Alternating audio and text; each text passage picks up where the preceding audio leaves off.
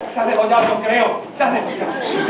Mi cabeza. Ayúdame a ponerlo ahí. Mi cabeza. Ay, qué golpe. Ay, Mi cabeza. ponlo ahí.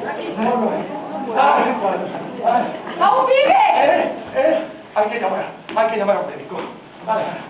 Si llamaron ustedes a la policía, Está perdido. condenado por asesinato. No, pero oiga, a mí no me pueden echar la culpa de nada. Usted salió corriendo, yo detrás de mí y yo lo único que hice fue defenderme. ¡Emilio, no te molestes que le ponga el aparato! ¡Que se ha muerto! ¡Mamá! ¿Cuánto? Madre mía, condena por asesinato, condena por asesinato. ¿Dónde vas, Emilio? Vamos a bajar a con mi hija. Ay, pero no me quieres dar el nombre a la policía. Ay, no sé también para qué lo has No, hecho. pues porque somos inocentes y lo menos que debo de hacer es darle mi nombre y contar la verdad. Mira, no solamente nos van a cargar a la prima, sino que además nos van a cargar a este. Dios mío, Dios mío, Dios mío. Ay, ay.